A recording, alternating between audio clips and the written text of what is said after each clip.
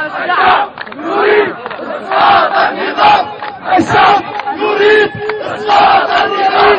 الشعب يريد اسقاط النظام. الشعب. السلام عليكم. يا شباب السلام عليكم. انا ياسر حميد ابو شجاع.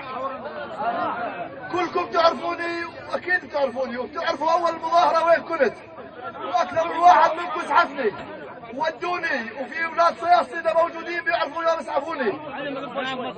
هذا الحكي كلكم تعرفوه. هذا اللي صار معي بحكي من الحرف الواحد. بيضها بيضها بيضها بيضها بيضها. خليني اكمل وبعدين يا صدقوني يا تذبحوني بيناتكم. على الجزيرة وعلى العربية وعلى السورية وعلى كل الدنيا بحكي.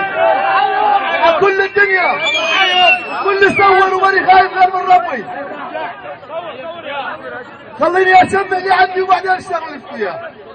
انا واحد من الناس اللي بالبداية كنت ماشي اول الجسر واول المجازر صارت انا بيناتهم، وفي اكثر من واحد شافني انا متأكد.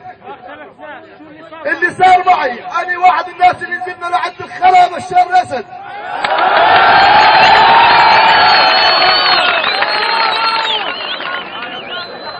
فاني الفاضي ضد الخلا وبالخلا. تصور بي الجزيره وخلي عندهم السجن على الحياه. تصور هذا وجوال الجزيره. خالص.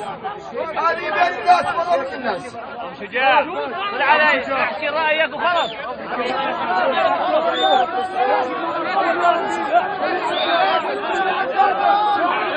خليني احكي. خليني اسمع.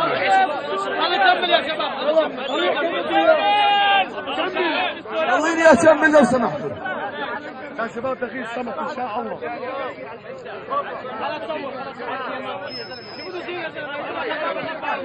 أنا واحد من الناس خلصت عند المحافظ اجتماع أنا والشيخ أحمد والشيخ رزق والشيخ محمد.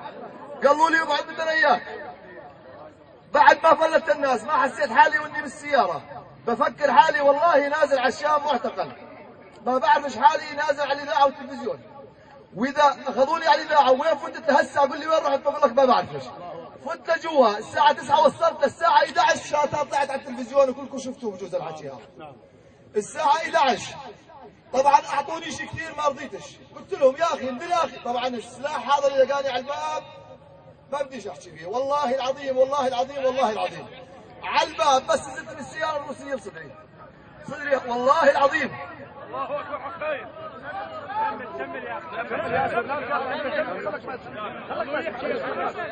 فدنا لجوا من 9 لل 11 وانا واقف جوا هيك قلت لهم ما بحكي غير اللي شفته واللي سمعته عند الرئيس.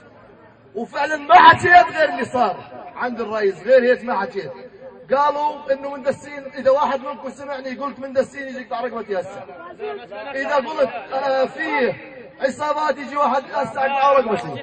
قلت شهداء ورغم كل اللي سووه ما حكيت غير اللي صار وغير اللي شفته. اما ما استرجيتش بحكيها انا علنا، ما استرجيتش اقول اللي المجازر اللي صارت. وثاني يوم الساعة 1 خليني اكمل. ثاني يوم الساعة 1 ونص بالليل اتصلت عليهم على نفس الاذاعة قلت لهم انتم اختطفتوني وانتوا هيك ما خليتونيش احكي كذا وكذا اللي هي المجازر والسلاح اللي بالسجن السلاح اللي بالجامع. اذا حدا سمعني يقول انا سمعت، اذا سمعتوني ثاني يوم يقول انا سمعت.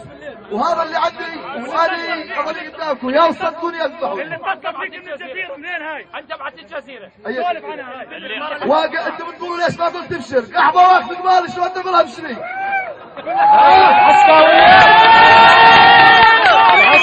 الرئيس بشار الاسد ويحكم كله بشربوطه بشد على يده. الاعلان السوري كاذب كاذب وشاذ.